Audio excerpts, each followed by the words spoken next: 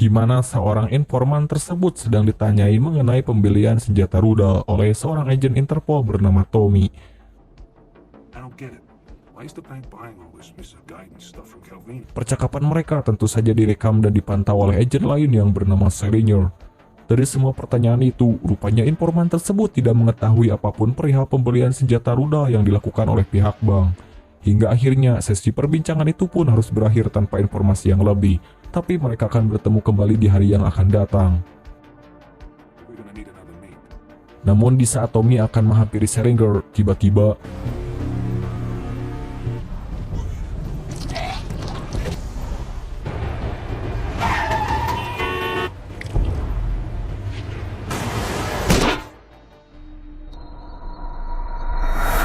Tommy seperti keracunan dan membuatnya langsung tewas tanpa terapi dulu. Setelah siuman dari pingsannya, Salinger pun meminta dokter untuk memperlihatkan di mana koleganya. Setelah diperlihatkan jasad temannya, di sana Salinger merasa ada yang aneh dengan kematian Tommy. Benar saja dia melihat bercak noda yang sepertinya itu adalah efek dari racun yang disuntikan, dan setelah membalikkan badannya, benar saja terdapat bekas lubang kecil. Salinger meminta dokter untuk menghubungi polisi Berlin dan mengotopsi mayat temannya, karena dia curiga bahwa kematian Tommy bukan karena takdir, melainkan ada campur tangan orang lain. Scene kemudian berpindah kepada seorang jaksa wanita bernama Eleanor. Dia sedang berupaya keras mengusut kasus tentang konspirasi yang dilakukan oleh pihak IBBC tentang pencucian uang, pembelian senjata ilegal, dan sebagainya. Diketahui bahwa Eleanor, Salinger, dan Tommy sudah 2 tahun berusaha untuk menemukan kebenaran di balik kejahatan IBBC. Namun sayang, para petinggi di sana tidak merespon usahanya dan malah menyuruhnya untuk melupakan kasus yang lama karena masih banyak kasus lain yang belum terungkap. Namun di sini, Eleanor meyakinkan para petinggi bahwa Tommy dan Salinger akan memberikan informasi penting untuknya lewat informan IBBC tersebut. Namun setelah ditelepon oleh Salinger, Eleanor sangat terpukul atas kematian Tommy yang tidak wajar. Kemudian Eleanor dan Salinger pergi ke Departemen Polisi Berlin untuk melaporkan kematian Tommy yang tidak wajar. Cutaneously. The lesion on the back of the neck is how the poison was introduced into the blood. Unnaturally red blood lamp. Walaupun Salinger berusaha menjelaskan seidentik mungkin, tapi tetap saja pihak Departemen Polisi tidak bisa menerima pernyataan tersebut. Lalu Eleanor mengatakan mungkin saja kematian Tommy ada hubungannya dengan kasus IBBC yang tengah mereka cari. The IBBC's Manhattan branch is the epicenter of its US money laundering associated with organized crime, capital. Namun di sini para polisi tidak mau berbicara banyak terkait kasus tersebut. Scene kemudian berpindah ke tempat galeri kuno di kota Berlin. Di sana kita diperkenalkan dengan seorang bapak-bapak tua bernama Wexler. Dia memberikan USB yang berisikan arsip penting kepada seorang konsultan. Entah apa tujuannya, kita akan diberitahu di scene selanjutnya. Sementara di tempat lain, Salinger yang sedang mencari informasi di website Tribune tiba-tiba melihat berita yang mengabarkan kematian eksekutif atau informan IBBC. Salinger merasa aneh dengan kematian seorang informan yang pernah ditemui mendiang temannya, karena kematian informan tersebut hanya berjarak 9 jam dari kematian Tommy. Kemudian ia pun mendatangi seniornya di markas Interpol.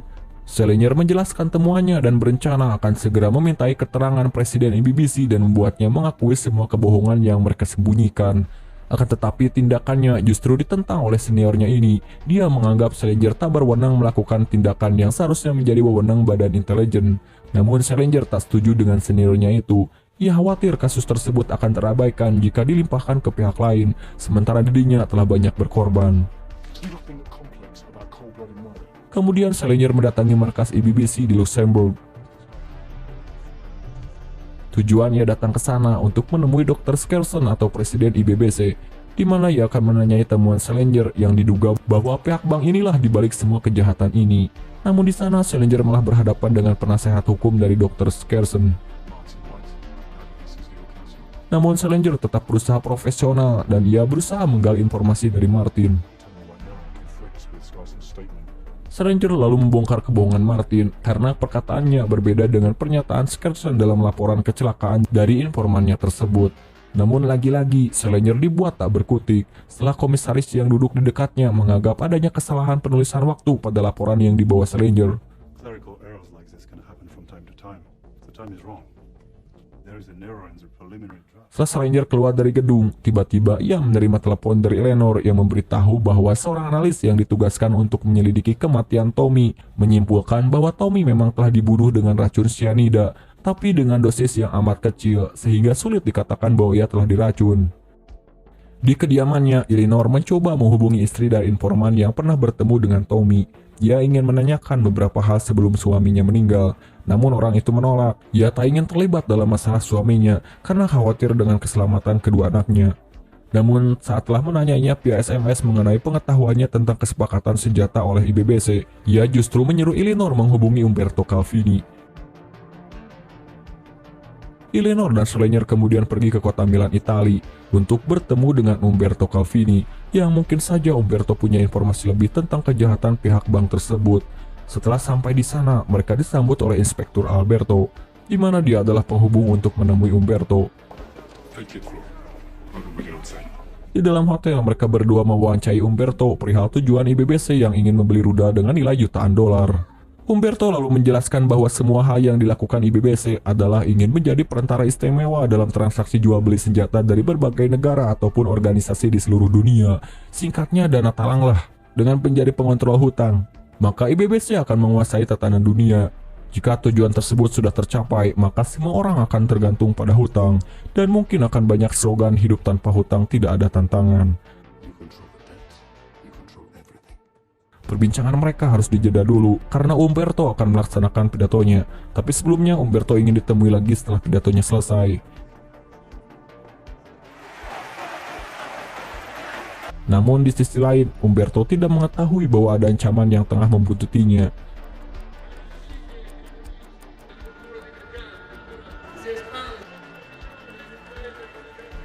Di saat Umberto naik podium, tiba-tiba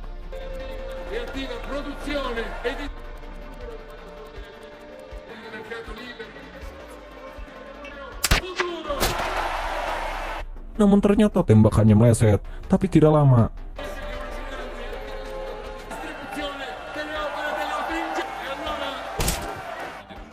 Ada penembak lain yang berhasil menembak tepat di kepalanya. Si penembak dengan cepat mengemasi senjatanya dan segera kabur, tapi pintu tiba-tiba ditembak oleh pihak kepolisian. Komandan polisi yang bernama Kapten Brilio lalu menghabisi nyawa si penembak dan mengeluarkan sebatang selongsong peluru.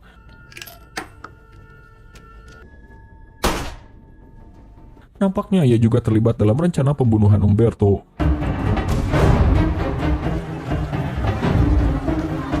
Masih di gedung yang sama, Schleyer dan Eleanor tak sengaja melihat seorang pria yang mencurigakan berusaha meninggalkan gedung tersebut.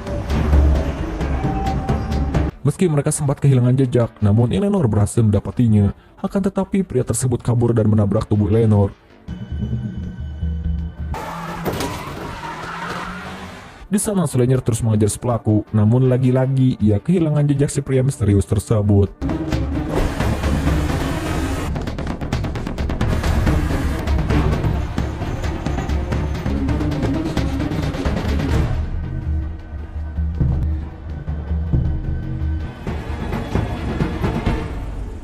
Was identified as a member of the Red Brigade. Lalu ia kembali menuju ke lapangan Da Costa, tepatnya lokasi terbunuhnya Umberto. Di sana kepolisian menyatakan bahwa penembak adalah anggota pasukan Red Bridge, kelompok bersenjata Italia yang berhaluan komunis. Namun Schleyer tidak mempercayainya begitu saja. Ia beranggapan mungkin seseorang bisa saja merekayasa kejadian itu dan seolah-olah pelakunya adalah anggota Red Bridge. Sesampainya di lokasi, Schleyer mengamati secara seksama dua lubang bekas hantaman peluru.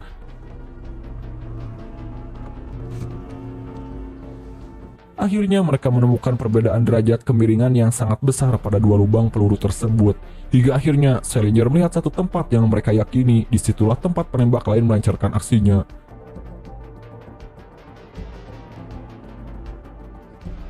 Ia lalu berasumsi kalau penembak cadangan akan menembak target dengan menggunakan senjata yang sama. Jadi jikalau peluru si penembak pertama meleset, maka penembak kedualah yang mengenainya.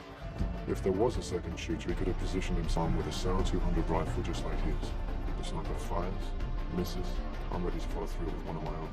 Seconds later, I take Calvini out. Walaupun hal itu sempat dibantah oleh Eleanor karena kesamaan selongsong peluru di tempat penembak pertama. It's confirming that the casings came from the gun in the hotel. Tapi Salinger tak kehabisan akal. Ia tetap berjalan mengamati sekitar dan menemukan adanya kubangan air yang bercampur minyak.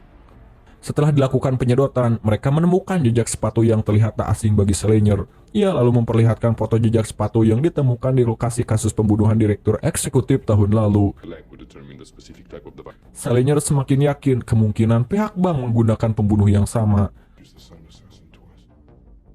Tak berselang lama, Kapten Brilio memasuki ruangan dan berbicara pada Alberto. Ia meminta agar Salinger dan Eleanor segera dipulangkan ke negara mereka, karena mereka tidak berwenang untuk menginvestigasi di negara orang lain. They're both being ordered on. And both of you on the next flights out of Milan. Meski terdengar aneh, namun mereka tak bisa berbuat apa-apa. Who gives a shit about jurisdictional providence? We just Sebelum melewati pemeriksaan di bandara, Eleanor tiba-tiba teringat akan satu hal. Ia berpikir akan menggunakan sarana keamanan bandara untuk melacak siapa pengguna sepatu yang mereka cari. Setelah memeriksa hasil rekaman CCTV, mereka pun menemukan sosok pria yang tengah melepas sepatu yang sedang mereka selidiki. That's not enough evidence to convict. That's definitely him. Seorang petugas bandara juga telah mendapatkan data penerbangan pria tersebut yang bernama Timothy. Only know that the name Shale. Diduga Timothy terbang menuju New York pukul 6 sore kemarin. Arrived in New York at JFK at 10 p.m. Mereka berdua akhirnya memutuskan menyusul ke New York. Di bandara, mereka disambut oleh 3 orang detektif. Meski telah mendapatkan foto wajah Timothy dari CCTV bandara, namun mereka belum bisa melacak secara pasti keberadaannya. Salah satu detektif menyarankan agar mereka mendatangi seorang dokter spesialis ortopedi, karena yang digunakan Timothy sepertinya hanya diproduksi di satu tempat. The shoe could have only come from there. At the Isaacson Orthopedic Institute is. Di kediaman Dr. Isaac, mereka bertiga meminta waktu dokter untuk menggali informasi tentang Timothy. Namun Isaac menolak begitu mengetahui mereka adalah detektif. Akan tetapi, Salinger berhasil menipu dokter dengan mengatakan bahwa nyawa Dr. Isaac dalam bahaya, sebab ia menjadi target pembunuhan berikutnya dikarenakan salah satu pasiennya mengalami gangguan jiwa. He's already butchered 7 doctors in Europe. Namun dokter tak mengingat nama Timothy, dikarenakan ratusan pasien telah ia buatkan sepatu dengan model yang sama. Di kediaman Skersen, para petinggi bank IBBC sedang berdiskusi mengenai pergerakan Salinger dan Eleanor yang berpotensi menggagalkan usaha mereka. Mereka ingin harga senjata segera diputuskan dan menentukan tanggal pengiriman barang secepatnya. Mereka tak akan membiarkan siapapun menggagalkan usaha mereka. Scene kemudian beralih ke kediaman Dr. Isaac. Mereka bertiga tak menemukan berkas yang bernama Timothy, melainkan sebuah berkas yang bernama Gabriel Hanson, namun orang itu tidak memiliki foto diagnosa. Dr. Isaac pun tak begitu mengetahui sebab yang menangani berkas tersebut adalah rekannya. Dengan bermodal keyakinan, mereka bertiga mendatangi alamat tersebut. Hey, Hub says you caught a lead. This is definitely the right address. Check the dispatcher's log. Singkat cerita, di sebuah toko, Ornelas yang hendak membayar makanan di kasir tiba-tiba melihat Timothy sedang berjalan melintas di depan toko. Mereka lalu membututi Timothy hingga memasuki sebuah gedung. Tail him, find out where he sleeps, then take him down.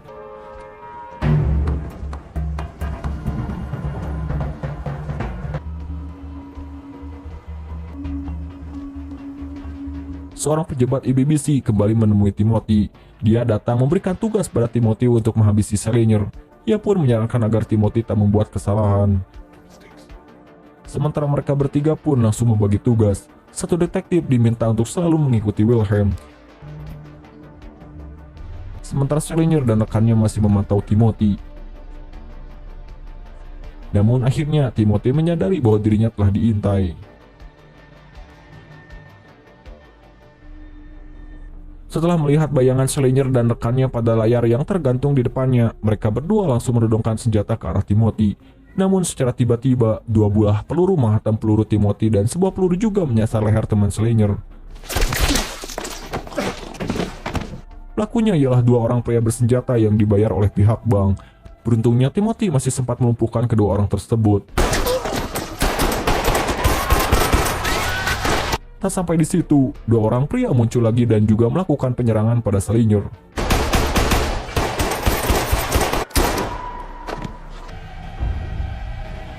Timothy lalu membujuk Salinger agar mau membantu dirinya, sebab mereka diutus untuk membunuh dirinya dan Salinger. Akhirnya Salinger dan Timothy saling membantu menyerang kawanan pria bersenjata tersebut.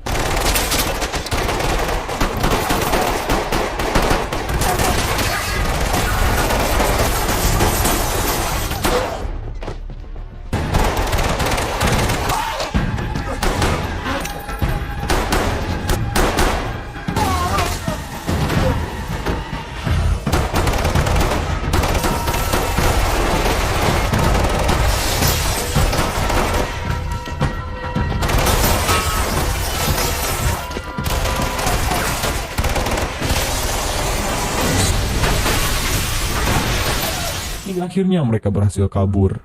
Kemudian Salinger membawa Timothy ke tepi kolam.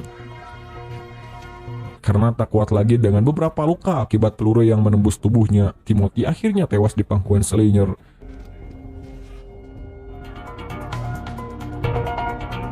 Kemudian Salinger dipertemukan dengan Wilhelm yang telah diamankan oleh Cornelis. Mereka lalu berdialog mengenai tujuan utama Wilhelm yang ternyata adalah orang yang pernah mengabdi untuk Partai Komunis, namun berubah haluan menjadi pelayan sistem kapitalis. Salinger lalu menawarkan agar Wilhelm mau membantu memenjarakan Skersen dan semua pejabat tinggi yang terlibat. Namun Wilhelm menganggap hal itu hampir mustahil dilakukan, sebab seluruh organisasi yang berpengaruh di dunia membutuhkan bank tersebut untuk melancarkan kepentingan mereka. Upaya penyelidikan Salinger akan selalu diabaikan, bahkan akan disingkirkan. Namun Salinger tidak menyerah. Ia bertekad akan terus melawan dan melanjutkan upaya investigasinya.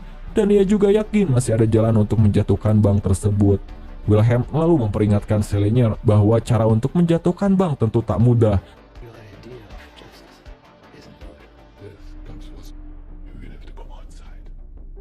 Mendengar itu, Salinger langsung menemui Eleanor dan menyuruhnya untuk pergi, karena jika Eleanor terlibat, pihak bank bisa saja membunuh keluarganya. Salinger tidak ingin kejadian yang menimpa Tommy terulang lagi pada Eleanor. Akhirnya mereka pun berpisah meski Eleanor tak tega meninggalkan Salinger yang sedang berjuang. Wilhelm lalu datang menemui Skersen dan pejabat eksekutif bank yang lain. Di sana rupanya mereka tengah jangar karena memikirkan agar mereka dapat memuluskan pasokan misil ke Irak dan Suriah. Sementara mereka harus menutupi rahasia bahwa senjata misil yang mereka beli dari Cina adalah misil aba-aba. Dan bisa dipastikan bank akan mengalami kebangkrutan jikalau pihak Iran dan Suriah membatalkan pesanan mereka. Satu-satunya cara yang bisa ditempuh adalah mengajak Sunay untuk berunding agar mau menjaga rahasia. Dia adalah tokoh yang cukup berpengaruh di Turki yang banyak menjual senjata ke Israel.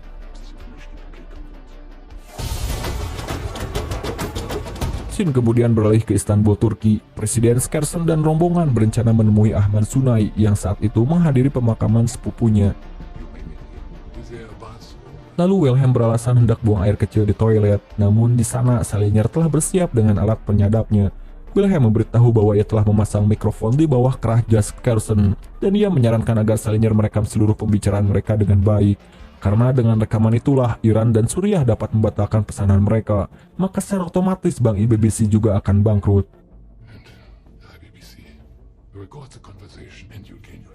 Di kompleks Hagia Sophia, rombongan Dr. Skersen dan Ahmad Sunay berusaha mencari tempat untuk melakukan pembicaraan empat mata. Di sini Salinger tidak ingin menyia-nyiakan kesempatan tersebut. Ia diam-diam mengikuti mereka agar sinyal dan rekaman suara tetap terdengar dengan jelas.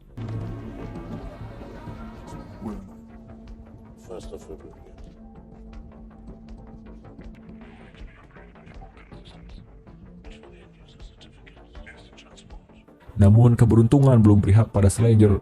Rombongan burung-burung membuat perhatian mereka teralihkan dan melihat Salinger yang sedang menguping pembicaraan mereka.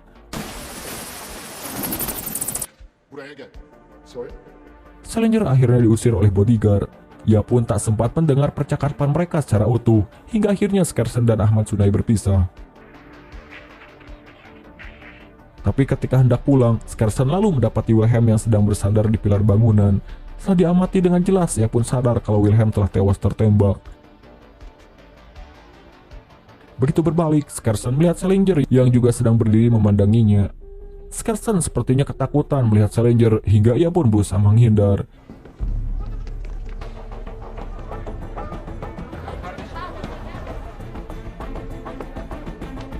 Di sini Skersen masih berupaya menghindari kejaran Salinger, hingga akhirnya Skersen terpojok dan tidak bisa kemana-mana.